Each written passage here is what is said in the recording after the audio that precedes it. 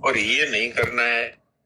अब जैसे हम कहीं गए किसी सभा में, तो वहां पर हम भी कार्यकर्ताओं शामिल है, और वो व्यवस्था देखने वाला हमसे कहता है, भाई आप दरी बिछाओ, यहाँ झाड़ू लगाओ, दरी बिछाओ।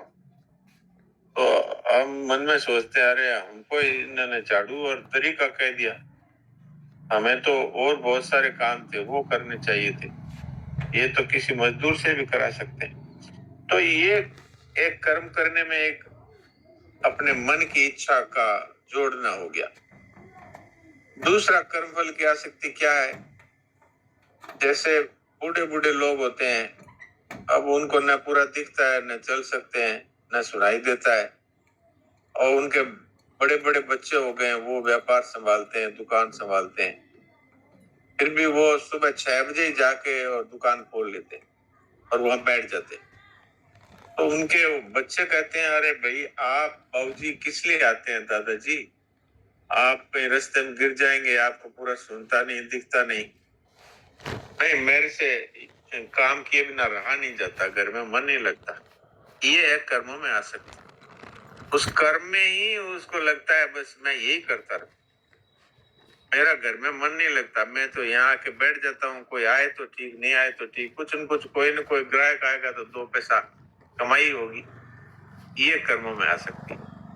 और कर्म फल की आसक्ति तो हम सभी लोग जानते ही हैं, ये करूंगा तो ये मिलेगा, फिर ये मिल जाएगा, तो फिर इसके बाद ये मिलेगा, इस तरह से तो फल की आसक्ति है। और कर्मों भी आसक्ति होती है। तो भगवान जिन दोनों चीजों से फंसावट होती है, उसके छूटने के लिए भगवान इसमें अपनी निष्ठा की बात भी कहते हैं। कर्मयोग का प्रकरण होते हुए भी मयि सर्वाणि कर्माणि संन्यास्याध्यात्म चेतसा निराश्य निर्मोह भूत्वा युद्धस्य विगतज्वर।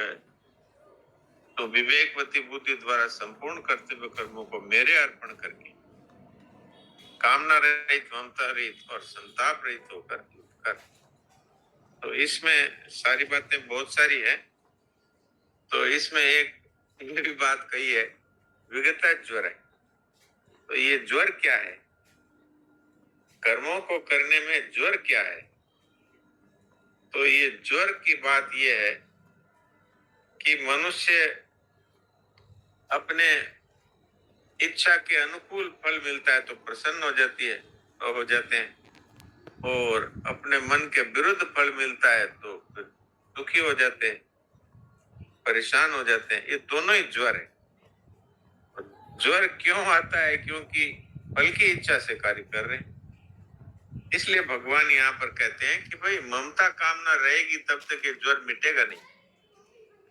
इसलिए ये चीजों को तो अपनी मानता था, इसको ये समझ कि ये सब वस्तुएं मेरी है और मुझे क्यों चाहिए, मैं भगवान का हूं और मेरी कहलाने वाली मात्र वस्तुएं भगवान की। इस प्रकार सब कुछ भगवान के अर्पण कर देगा तो फिर ये ज्वर नहीं आएगा, क्योंकि भगवान की चीज है, भगवान की सेवा में लग रही है।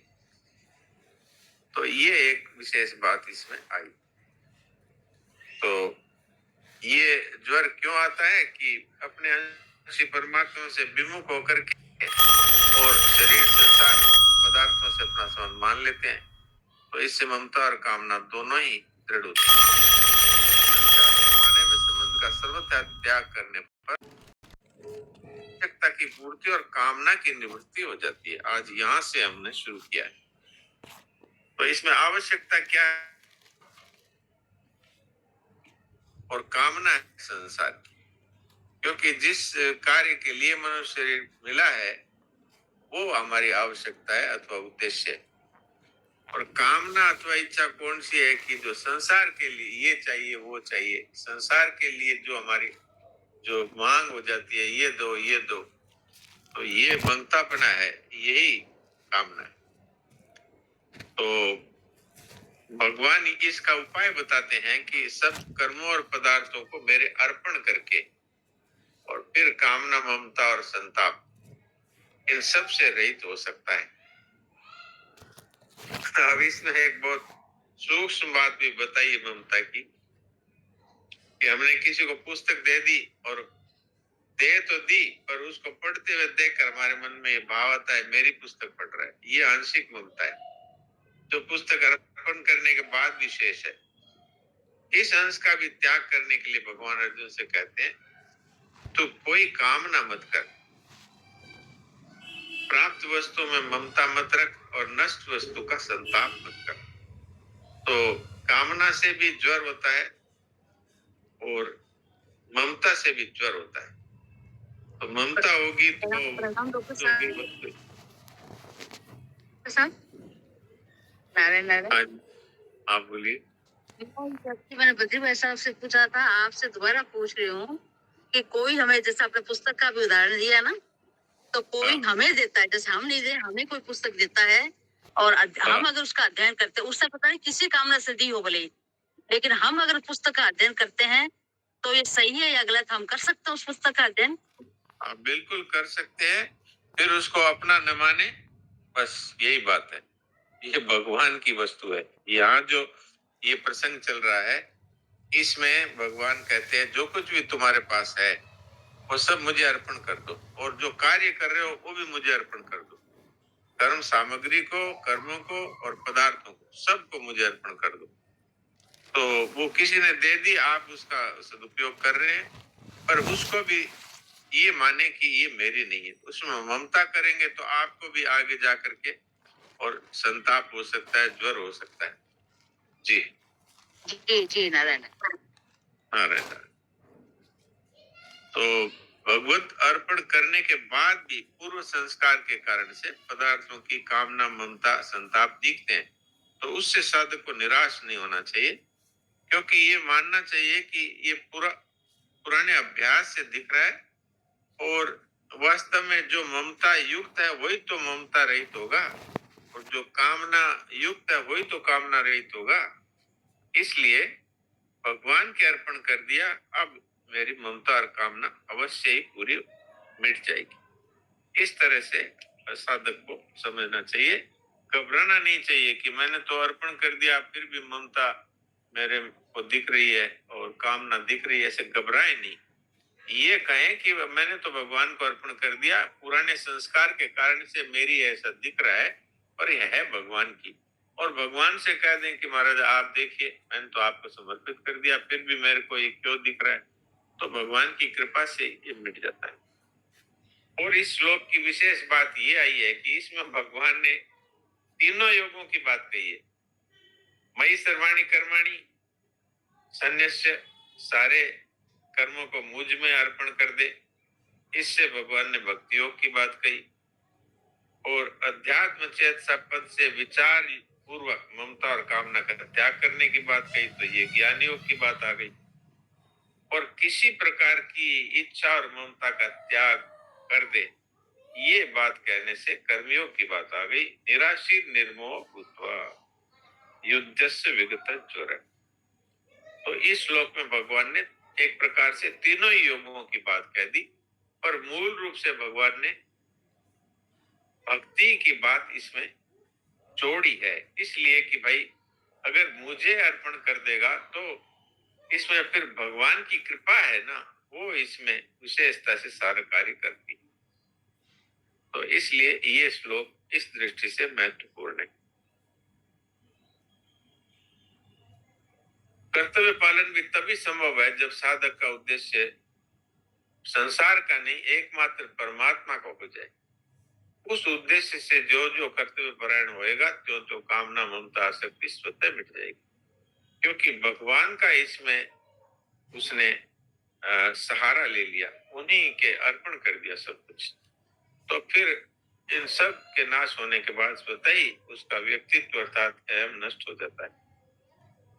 तो ये मूल रूप से बात आई। फिर 31वें श्लोक में भगवान ने जो ये बात कही है, इसी बात को पुष्ट करा।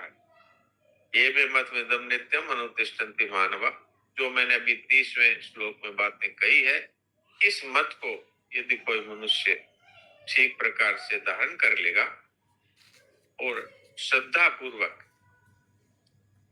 मेरे इस मत का अनुसरण करेगा, वो कर्मों के बंधन से मुक्त हो जाएगा। और इसमें दो बात कही है भाई, एक तो दोष दृष्टि से रहित और एक श्रद्धा पूर्वक। तो अब इसमें महाराज जी ने एक बहुत ही सूक्ष्म बात कही है कि जिसमें हमारी श्रद्धा होती है उसमें भी सूक्ष्म रूप से कई कई बार हमारी दोष दृष्टि हो जाती है। महाराज जी के लिए भी अब ये बात कई बार सुनने में मिल जाती थी, महाराज जी हैं तो बहुत अच्छे लेकिन ये कान के कच्चे, तो ये क्या है, ये जिनके प्रति श्रद्धा है और उनके ही प्रति दोष दृष्टि की बात आ गई। तो इसलिए भगवान साफ कहते हैं कि भाई जहां श्रद्धा है वहां दोष दृष्टि नहीं होनी चाहिए, उत्तम श्रद्धा उसी का नाम। तो इसलिए भगवान ने ये बात कही है, श्रद्धावान अनसूयश्च, श्रोता के लिए श्रद्धा युक्त और दोष दृष्टि रहित दोनों होना चाहिए। अब इसमें उदाहरण भी आगे दे रहे हैं, वो बात फिर आएगी, लेकिन ये बात अभी आ गई इसलिए कह देता हूं कि भगवान का मत तो बड़ा उत्तम है और भगवान कितनी अपनी प्रशंसा कर रहे हैं और कितने अभिमान की बातें कहते हैं कि सब कुछ मेरे ही अर्पण कर दो। तो अगर इस तरह से अश्रद्धा होगी साथ में, यानी दोष दृष्टि होगी, तो फिर जल्दी भगवान को साधक को भगवत प्राप्ति नहीं हो पाएगी। ये दोष दृष्टि सर्वथा मिटने का अर्थ होता है कि एक भगवान के सिवाय और कुछ है ही नहीं और भगवान ही परम लक्ष्य है। और बाद में तो अपने अहम को भी सर्वथा भगवान में विलीन करने की बात। तो ये कुछ बातें जो समझ में आई आपकी सेवा में रख दी। अब इस विषय में कोई अगर बातचीत करने की हो, कुछ प्रश्न हो, तो बद्री भाई जी भी हैं और हरिओम जी भी हैं और मोहन भाई जी भी हैं, आचार्य जी, अजय जी भी जुड़े हो सकते हैं, तो हम लोग सब विचार करें आपस में। जी प्रणाम। हाँ जी प्रणाम। 231 पृष्ठ पे चले जरा सर। 231। हाँ 231 पे। हाँ दूसरा पैराग्राफ। इसमें मुझे ये कहना था कि एक भय बहुत दिन से पीछा पकड़े हुए था कि हम भगवान के रास्ते चलना भी चाह रहे हैं, चल भी रहे हैं, सत्संग भी मिल रहा है, वाणी भी मिल रही है और तीन कृपा एक साथ भी आ रही है, भगवान की, शास्त्र की, महापुरुष की। तो इसमें स्वामी जी महाराज की वाणी में आया था कि कभी कभी इसमें दो खाइयां दिखने लगती हैं साधक को, अभिमान की खाई और निराशा की खाई। अच्छा सत्गुण बढ़ रहा है तो कभी कभी सुख संगेन बंधनाति ज्ञान संगेन चानगा, उधर का खतरा। और कभी कभी जरा सा प्रसन्नता की कमी हो गई, कुछ इधर उधर प्रतिकूलता का असर पड़ा तो धड़ाक से निराशा आके घेर लेती है। तो ये दोनों भय लगा रहता था, लेकिन ये पैराग्राफ पढ़ने के बाद आज इतनी प्रसन्नता महसूस हो रही है कि भगवान को अर्पण करने के बाद भी अगर ये तीन दोष किसी साधक में दिखाई दे रहे हैं, कामना, ममता और संताप, नई कामना हो गई या पुरानी वस्तुओं की ममता है या कोई नष्ट हो गया तो उसका संताप, ये तीनों का कुछ अंश अगर संस्कार बस है तो उसको निराश नहीं होना चाहिए। ये वाक्य तो मेरे मन में विचार आया कि डॉक्टर साहब आप इस पैराग्राफ को पढ़ करके अपने शब्दों में हम लोगों को सुना दे, जिससे और दृढ़ता से हो जाए कि गुण तुम्हार देखा निज दोषा, मतलब ये भगवान के रास्ते चलने से ही अपने दोष दिखाई देने लगे। पहले तो दिखाई भी नहीं देते थे कि दोष है भी मेरे में या किस रूप में, तो ये कृपा से ही दिखाई दे गए और दे गए। तो स्वामी जी महाराज कह रहे हैं इसके लिए चिंता मत करो।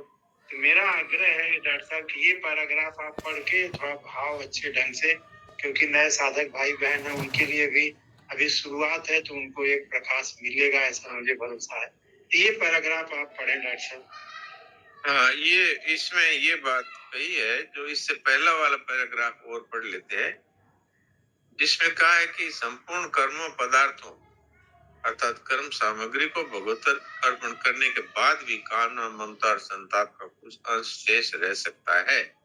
जैसे पुस्तक का उदाहरण दिया, हमने पुस्तक किसी को दान दे दी, फिर भी वो अगर पढ़ रहा है तो हमारे मन में ये भाव आया कि ये मेरी वाली पुस्तक पढ़ रहा है, तो ये भी आंशिक ममता है।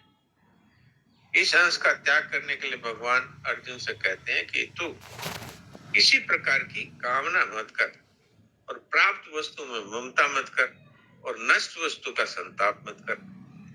तो मेरे अर्पण करने की कसौटी ये है कि कामना, ममता और संताप का अंश भी न रहे। अब इसमें जो आपने जो सेकंड पैरा बोला है, जिन साधकों को सब कुछ भगवत अर्पण करने के बाद भी पूर्व संस्कार बस शरीर आदि पदार्थों की कामना, ममता, संताप दिखते हैं, तो उन्हें निराश नहीं होना चाहिए। कारण कि जिसमें ममता दिखती है वही ना कामना रहित होगा। जिसमें ममता नहीं है वो क्या, क्षमा करें, जिसमें कामना दिखती है वही ना कामना रहित होगा, और जिसमें ममता दिखती है वही ना ममता रहित होगा। या कामना से रहित है वो रहित होगा, या ममता रहित पहले से है वो रहित होगा। इसलिए ये सोचना चाहिए कि भगवान को हमने अर्पण कर दिया, अब ये ममता और कामना पूर्व संस्कार बस दिख रही है, अब ये भगवान के ऊपर हमने छोड़ दिया, भगवान को अर्पण कर दिया। इस प्रकार जो वास्तव में, अब मान लीजिए किसी को अपने में अहम दिखाई देता है, तो जिसमें अहम दिखता था वही ना अहम रहित होगा। इसलिए मनुष्य मात्र कामना, ममता और संताप रहित हो सकता है। भगवान को अर्पण करने के बाद में अगर दिखाई भी दे तो मनुष्य को निराश नहीं होना चाहिए, साधक को, कि देखो मैंने तो अर्पण कर दिया भगवान को, फिर भी मुझे अपने में ममता दिख रही है और कामना दिख रही है और अहंकार दिख रहा है, और कभी कभी मन में दुख होता है, संताप भी हो जाता है। तो महाराज जी तो इस विषय में एक वो कहानी सुना करते थे, जो आपको याद ही है, संक्षेप में ये कह देता हूँ कि वो तीन भाई थे, तो उनकी माँ मर गई, तो सबने उस छोटे भाई को कह दिया कि तू हरिद्वार डाल के आ जा, इनके जो हड्डियां वगैरह है। तो अब उस टाइम में पैदल चलते थे, तो इतना दूर चलना मुश्किल है, इसलिए वो कुछ आधे एक रास्ते पहुंचा और फिर उसने सोचा यही किसी तालाब में या किसी गड्ढे में डाल दो और चलो अपने वापस, और वहां जाके कह दे गंगा जी में डाल दिया। अब वो जल्दी आ गया, तो बाकी के दोनों भाइयों ने विचार किया कि ये इतना जल्दी आ गया, इसका मतलब है इसने माँ की हड्डियां डाली नहीं गंगा जी में, ये कहीं इधर उधर डाल के आ गया। तो उन्होंने एक प्लान बनाया और कहा कि हमें माँ सपने में दिखाई दी, और उसने कहा ये तो हमको गंगा जी तक पहुंचा के नहीं आया, ये तो बीच में डाल के आ गया। तो उस भाई ने, छोटे वाले भाई ने कह दिया कि माँ है जो अगर उतनी आधी दूर आगे चली जाती तो गंगा जी पहुंच जाती, वापस क्यों आई लौट के। और मारवाड़ी भाषा में तो उन्होंने एक तरह से गाली दी कि महाराण इनने क्यों कौन गई, इनने क्यों आगी। तो वास्तव में बात क्या है कि साधक है वो उस तरफ उसका ध्यान जाना चाहिए कि मैंने तो भगवान को समर्पित कर दिया, अब ये दिख रहा है तो इसमें तो भगवान ही संभालो इसको, मेरे अंदर ये नहीं है। इस तरह से अपने में है ही नहीं, वास्तव में ये तो आने जाने वाली है, इसलिए इनको अपने में न माने और निराश न हो, और भगवान को समर्पित कर दिया, उसके बाद निश्चिंत हो जाए कि अब ये ममता और कामना दिखती है तो ये पुराने संस्कार से दिख रही है, लेकिन ये रहने वाली चीज नहीं है, वैसे भी असत है, तो इसलिए ये उत्पन्न और नष्ट होने वाली, बदलने वाली है, इसलिए इसका अभाव है। इस तरह मान करके और अपने आप को परमात्मा के समर्पित ही माने। ये मेरे मन में बात आई, सो आपकी सेवा में रख दी जी। बहुत बढ़िया डॉक्टर साहब, बहुत अच्छा, बहुत बड़ा संबल मिला है इस पैराग्राफ से दोनों से। जी प्रणाम। जी जी जी। और किसी भाई बहन का कोई अगर, हाँ जी जी डॉक्टर साहब प्रणाम जी, प्रणाम, नारायण नारायण। प्रणाम, बोलिए। हाँ डॉक्टर साहब, मुझे कर्तव्य कर्म के बारे में डॉक्टर साहब पूछना है कि हाँ। कर्तव्य कर्म, पहले तो मुझे ऐसा लगता था कि अपनी जो ड्यूटी है घर की वो एकदम अच्छे से कर लिए तो वो कर्तव्य कर्म हो गया। सकाम भी नहीं था मेरा भाव, मैंने चेक किया। लेकिन अपना ये अपने इतना इतना अपना घर का काम है, ये अपना हो गया तो अपना कर्तव्य कर्म हो गया, ऐसा मुझे लगता था। लेकिन साधक संजोनी समझने के बाद कर्तव्य कर्म उसको निष्काम भाव से जो भी कर्म होगा वो कर्तव्य कर्म। तो डॉक्टर साहब अब कैसा होता है, एक लाइफ में एक स्थिति आती है कि भाई अब थोड़ा सा काम कम हो गया घर का, तो एक और बहुत सारी अपॉर्चुनिटी करने की हमको मिलती है कि किसी के हम काम आ जाए। लेकिन अपना घर छोड़ छोड़ के तो नहीं जा सकते, लेकिन अपॉर्चुनिटी आई है नारायण की हमको सेवा करने का, किसी भी रूप में अवसर मिल रहा है। तो अपने सवेरे के दोपहर शाम के काम हमारे जो बिल्कुल घर के एकदम जरूरी है वो करते हैं।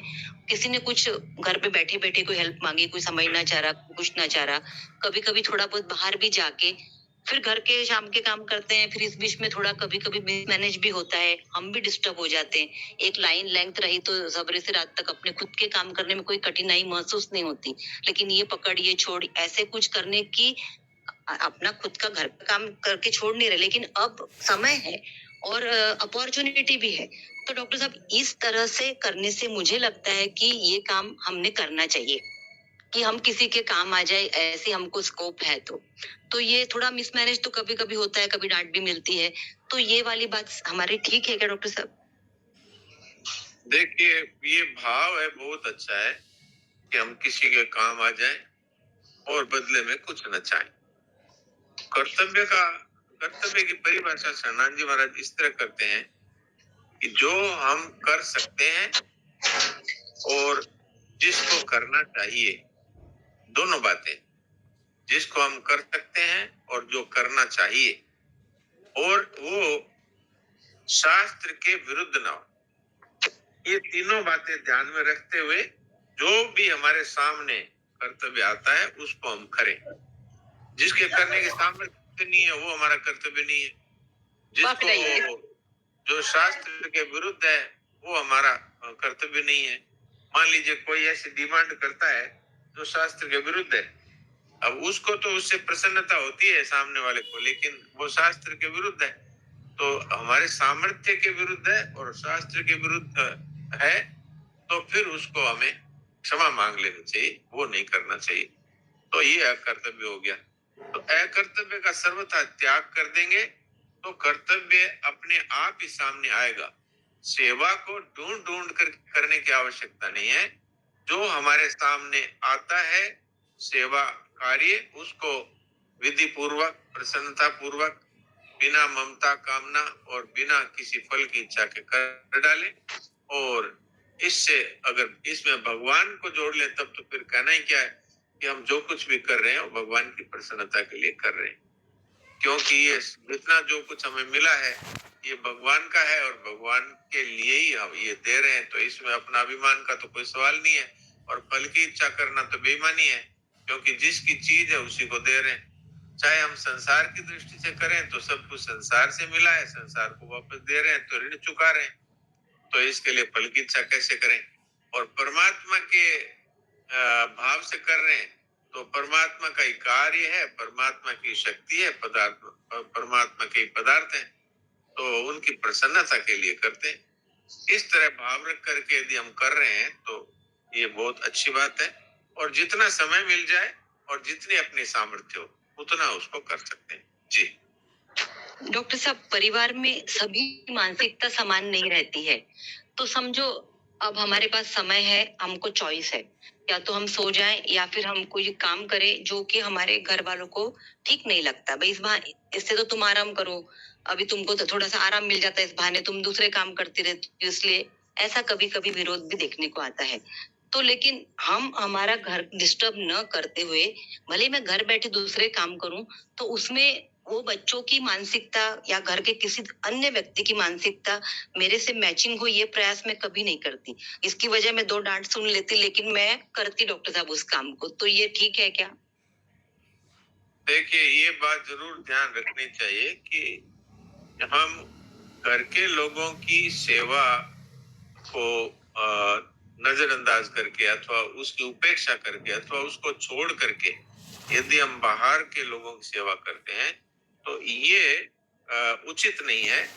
लेकिन अगर हमें ये लगता है कि इनका सारा कार्य हो चुका और अब हम विश्राम के समय में जाकर के, और अगर कोई कार्य है जिस करने से लोगों को कल्याण होगा, लोगों को सुविधा मिलेगी, लोगों की सेवा हो पाएगी, तो भगवान के अर्पण की दृष्टि से अथवा कर्मयोग की दृष्टि से उसको करने में कोई हर्जा नहीं है। और जो इस पे ऐतराज करते हैं उनसे प्रेम पूर्वक कहा जाए कि देखिए, मुझे आराम से ज्यादा ये ठीक लगता है, इसलिए मैं ये करना चाहती हूँ। मैं आप लोगों से हाथ जोड़ करके इसके लिए आज्ञा चाहती हूँ। तो अगर अपने से छोटे हैं तो उनको प्रेम पूर्वक कह दिया जाए, बड़े हैं तो उनसे क्षमा मांगते हुए हाथ जोड़ के कह दिया जाए। इस तरह से किया जाए तो बहुत अच्छा है।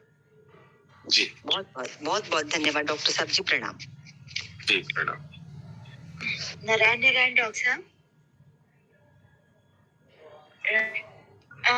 मैं ये पूछना चाह रही थी कि जैसे हमारा ये भाव हो कि यहाँ पर कुछ हमारा तो है नहीं, तो हम अपने बैठे हैं और जो भी भगवान की इच्छा होगी हमसे करा लेंगे, बाकी अपना घर का काम अपने टाइम पे करके और हम अपने क्लास में जैसे साधक संजीवनी में और उसमें लगे हुए हैं। तो ये भाव ठीक है, कोई काम आ गया तो कर लिया, नहीं तो अपने इसमें लगे हुए हैं। तो अगर इस टाइप से हम रहते हैं तो ये भाव ठीक है ना? ये भी ठीक है कि इतने समय घर की सेवा का कार्य वो कर लिया। उसके बाद में साधक संजीवनी इत्यादि है, इनको पढ़ना और भगवान का भजन करना, इसमें अगर अपना समय लगाते हैं तो ये अच्छी बात है। हाँ जी, क्योंकि 3 क्लासेस होती हैं साधक संजीवनी की, तो उसमें अगर हम लगते हैं तो जो टाइम बचता है उसमें बस घर का ही काम हो पाता है। तो हम यही सोचते हैं, यही भाव होता है कि इसके अतिरिक्त जो भी ठाकुर जी की मर्जी होगी तो वो स्वयं करा लेंगे। हाँ, ये तो ठीक बात है, लेकिन ये महाराज जी का भी ये कहना होता है कि सेवा को ढूंढ ढूंढ करके करने की जरूरत नहीं है, जो हमारे सामने आ जाए। मान लीजिए कोई ऐसा ही व्यक्ति आ गया, उसको मान लीजिए दवा के लिए पैसे नहीं है, भोजन के लिए व्यवस्था नहीं है, तो उसकी कर दी। गायों की सेवा है, गायों की सेवा कर दी, आप तो कर ही रहे हैं। तो इस तरह से जो सामने आ जाए उसमें तो जरूर कर दे, और ढूंढ ढूंढ करके सेवा करने की आवश्यकता नहीं है। घर की पूरी सेवा करें और उसके बाद भजन में और सद्ग्रंथों के अध्ययन में और सत्संग में लगे, तो ये अच्छी बात है। जी। राधे राधे राधे राधे राधे राधे। महाराज राम राम। पहले ममता जी को बोलने दीजिए, फिर सुनील दास जी आप बोलिए ममता जी। डॉक्टर साहब, जैसे हम किसी के साथ व्यवहार करते हैं तो हमें सब अच्छा ही दिखता है, पर एक दो चीजें हमें अंदर से लगता है कि ये व्यवहार तो ठीक नहीं है। तो ये भी ऐसा ही देखना हुआ क्या? नहीं, सामने वाले का या अपना? सामने वाले का। हाँ, अगर व्यवहार ठीक नहीं है तो उसका अगर पता लगता है तो इसमें तो कोई पाप नहीं है, पर उनके प्रति दुर्भाव ना हो, द्वेष ना हो, फिर कोई बात नहीं है। और अपने को अगर अपने ऊपर उसका कोई दुष्प्रभाव आ रहा है तो उससे अपने आप को बचाना, ये तो अच्छी बात है। नहीं, मन में बस वो रहता है ये सब ठीक है, बट मन में लगता है कि ये थोड़ा व्यवहार ठीक नहीं हुआ, बस मन में इतना भाव आके रह जाता है ऐसा। हाँ, तो उसके लिए यही है कि उनसे किसी तरह के कटु वचन न कह करके और प्रेम पूर्वक ये कहा जा सकता है कि भाई ये बात है जो मुझे अच्छी नहीं लगी है, तो मैं आपसे क्षमा मांगती हूँ, लेकिन ये बात है मेरे मन में, ये कह सकते हैं, लेकिन मन में उनके प्रति कोई द्वेष का भाव नहीं रखें। जी जी डॉक्टर साहब, राम राम। डॉक्टर साहब राम राम। राम राम जी। सेठ जी तो ऐसा कहते हैं कि अगर कोई हमारे प्रति द्वेष भाव रखता है तो हमें अपने आप को कंट्रोल चाहिए, सफाई नहीं देनी चाहिए कि मेरी कोई गलती नहीं है। क्यों कि हम अपने आप को कंट्रोल, हमारा ही दोष कोई मिलेगा, इसलिए वो द्वेष कर रहा है। सेठ जी तो ऐसा कहते हैं। हाँ ठीक है, ये बहुत अच्छी बात है।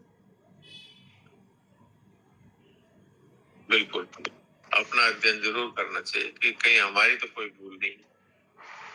जी हाँ महाराज जी, राम राम राम। महाराज जी, ये जो हम सुख दुख महसूस करते हैं, इसको हम मन का कल्पना मान सकते हैं? नहीं, सुख दुख महसूस करते हैं, इसमें वास्तव में हम भगवान के मंगल विधान पर विश्वास नहीं करते। एक तो ये कारण है। दूसरा कारण है कि हमें अपने मन के अनुकूल चाहिए, तो ये कामना है एक प्रकार की।